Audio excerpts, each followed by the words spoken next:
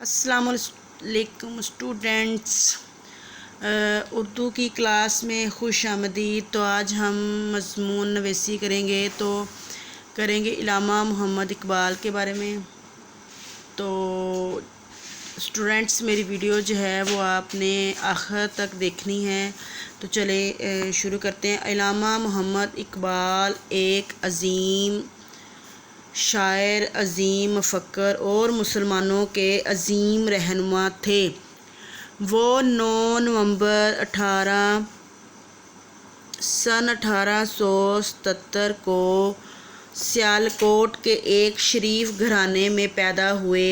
ان کے ماں باپ دونوں عبادت گزار اور نیک مسلمان تھے۔ پھر اقبال کو جو استاد ملے وہ بھی دیندار اور نیک تھے، اس لیے اقبال پر نیکی کا بڑا گہرا رنگ چڑھ گیا۔ وہ ایک سچے اور پکے مسلمان تھے۔ انہوں نے ابتدائی تعلیم سیالکوٹ اور اعلیٰ تعلیم لاہور سے حاصل کی۔ اس کے بعد انہوں نے انگلستان سے قانون کی ڈگری حاصل کی اور پھر جرمنی چلے گئے، جہاں سے PhD کی ڈگری حاصل کی۔ اقبال کو بچپن سے ہی شاعری کا شوق تھا۔ وہ جو بات کہتے تھے دل میں اتر جاتی تھی۔ ان کے شعر آج بھی دلوں میں جوش اور تڑپ پیدا کر دیتے ہیں۔ انہوں نے قوم کو آزادی، محبت، محنت، اتحاد اور اتفاق کا پیغام دیا۔ انہیں دنیا کے تمام مسلمانوں سے محبت تھی۔ وہ ان کی بہتری اور ترقی چاہتے تھے۔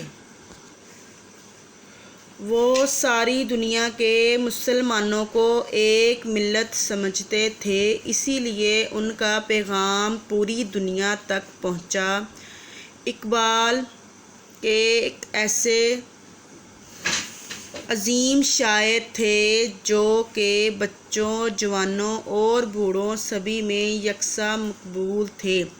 انہیں بچوں سے بہت محبت تھی، اس لیے اقبال نے جہاں نوجوانوں کے لیے بہت کچھ لکھا، وہاں انہوں نے بچوں کے لیے بھی بڑی سبق آموز نظمیں لکھیں۔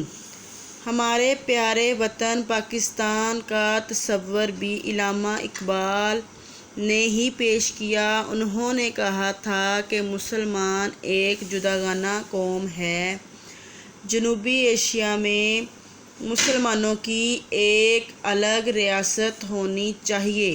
قائد اعظم کی قیادت میں مسلمان اسی مقصد کے لیے متحد ہوئے اور ہمارا پیارا وطن پاکستان قائم ہوا۔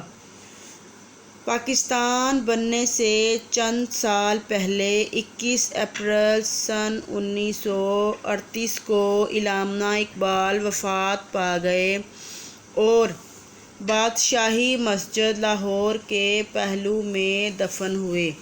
جی تو اسٹوڈینٹس، علامہ محمد اقبال کے بارے میں جو آپ نے مضمون لکھنا تھا وہ آپ لوگوں کو میں نے ڈیمو دے دیا ہے۔ انشاءاللہ آپ کو پسند آیا ہوگا۔ نیکسٹ آپ لوگوں نے جب بھی کوئی مضمون دیکھنا ہو تو میرے چینل پہ آپ سرچ کریے گا، انشاءاللہ آپ کو ملے گا۔ اور آپ نے کمنٹس میں بتانا ہے اگر کوئی آپ نے ویڈیو بنوانی ہے کسی بھی مضمون کے بارے میں تو انشاءاللہ بنائیں گے۔ تو اللہ حافظ، اپنا خیال رکھیے گا۔